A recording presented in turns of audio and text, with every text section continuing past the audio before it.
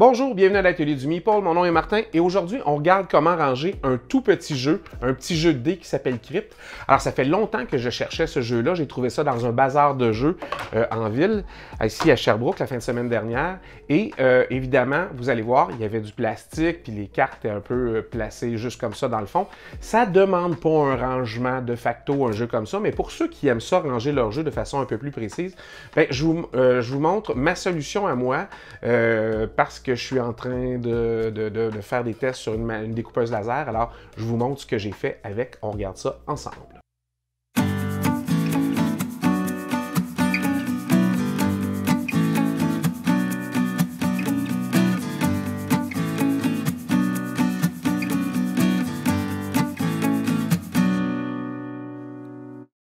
Alors, une solution pour une toute petite boîte. Alors, le jeu s'appelle Crypt. C'est un petit jeu de dés et de cartes, essentiellement. Si on ouvre la boîte, vous avez le livre de règles, vous avez un paquet de dés et vous avez des cartes, tout simplement, des cartes pour des joueurs précisément et les cartes avec lesquelles vous allez jouer. Et vous devez récolter l'héritage de votre père, le roi. C'est à celui de ses enfants qui aura la plus grosse fortune qui héritera. C'est tout simple, on va faire deux boîtes, une pour les cartes puis une pour ça. C'est juste pour éviter d'avoir un sac en plastique, comme vous savez, c'est toujours un peu ça. À remarquer que j'aurais très bien pu faire deux petites boîtes en origami et ça aurait très bien fait, mais cette fois-ci, j'ai dû ajuster une découpeuse laser. Alors, j'ai fait des tests avec le format de la boîte tant qu'à faire pour l'ajustement. Alors, j'ai découpé ça dans du carton, du recyclage. Donc, c'est ça qui est intéressant, c'est qu'on peut recycler des boîtes de carton et s'en servir pour faire vos bricolages que vous allez voir. C'est dans le système des encoches comme ça.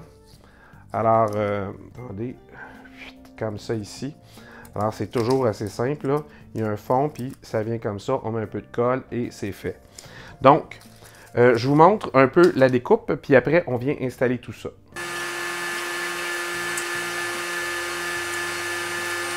Alors, ça rentre assez serré, vous allez voir. Il y a une première boîte comme ça ici, et une deuxième que je vais glisser. Ça rentre très, très, très serré dans ma boîte d'origine.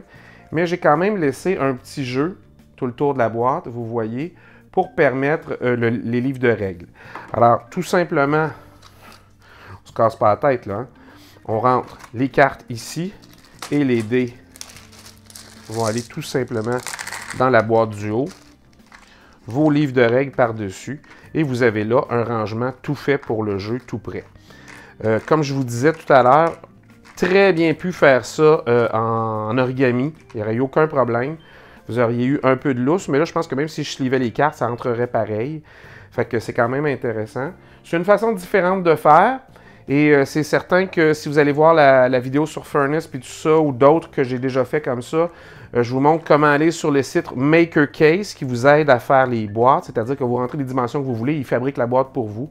Et après ça, vous devez juste évidemment trouver une découpeuse laser. Mais si vous n'en aviez pas, ce site-là vous permet de faire des boîtes qui sont en bout droit. Alors vous pourriez faire des boîtes comme ça, qui collent une sur l'autre. Et vous auriez des plans tout faits pour découper dans du papier plume, du carton mousse, ces affaires, peu importe comment vous l'appelez. Et vous auriez un plan déjà fait. Alors, c'est intéressant pour ça aussi.